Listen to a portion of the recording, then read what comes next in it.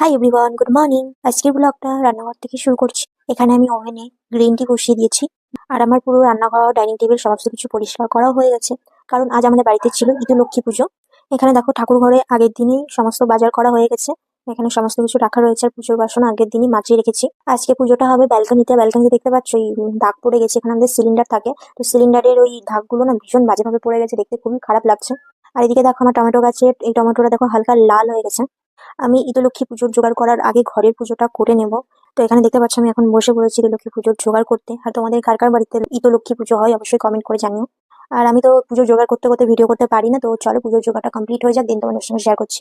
এখন আমি তোমাদের তো আগের ভিডিওতে দেখিয়েছিলাম আমার বাড়িতে একটা কমলা লেবুর গাছ রয়েছে। তো এই কমলা লেবুগুলো কিন্তু এরকম সাইজেরই হয়েছে, ছোট ছোট। তো কমলা লেবুগুলো যেহেতু পেকে গেছে, আর আমাদের এই পুজোতে কমলা লেবু লাগে, তো সেই কারণে গাছের কমলা লেবু দিয়েই আজকে পুজো হবে।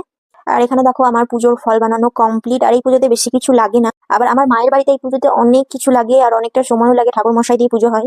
আর আমার শ্বশুর বাড়ির লক্ষ্মী পুজোর মেন প্রসাদ হচ্ছে নবান্ন। তো এখানে দেখতে পাচ্ছ নবান্ন আমি রেডি করে নিয়েছি। এর মধ্যে তোমার চালের গুঁড়ো দিয়ে হয়, আর এখানে মিনিমাম 7-8 রকমের ফল দেওয়া আছে, একদম ঝিরিঝিরি করে কেটেছি। তার নারকোল কুচি, তারপর কিশমিশ, কাজু, খেজুর, চেরি, কাঁচা মিষ্টি, অনেক রকম জিনিস দিয়ে এটা বানানো হয়েছে, আর খেতেও ভীষণ টেস্টি হয়। তোমরা নবান্ন খেতে কে কে ভালোবাসো অবশ্যই কমেন্ট করে জানাবে। আর নবান্ন বানানোর পদ্ধতিটা যদি তোমরা জানতে চাও তাহলে অবশ্যই আমাকে কমেন্ট করে জানাও, তোমাদের সঙ্গে অবশ্যই শেয়ার করবো। এখন আমার শাশুড়ি মা পুজো করছে, আগে শাশুড়ি মা পুজো কমপ্লিট হয়ে যাবে, তারপর আমি করবো। যেহেতু আমাদের ব্যালকনিটা খুবই ছোট, আর আমাদের এই পুজোতে যেমন তো সোনা আর রূপো লাগে। কমলা লেবুটা দেখো ঘটে দিয়েছে, দেখতে কি সুন্দর লাগছে। এরপর পুজো কমপ্লিট হয়ে যাওয়ার পর আমি পাঁচালি পরে নিলাম। পুজো হয়ে যাওয়ার পর এখানে দেখো সকাল সকাল 1 প্লেট ফল আর এখানে নবান্ন নিয়ে বসে পড়েছি। এটা আমার খেতে যা লাগে না তোমাদের কি বলবো। আগে যেহেতু আমার বাবার বাড়িতে হতো না এটা খাওয়ার জন্য, মানে একটু যদি কেউ দিত না, মানে অমৃত মনে হতো। আর যতই বলো পুজোর প্রসাদ আর তুমি বাড়িতে আলাদা করে বানাও, টেস্ট একই কোনোদিনই আসে। এখন চলো আমি আজকে আলপনা দিয়েছিলাম, তো সেটাই তোমাদের সঙ্গে শেয়ার করবো।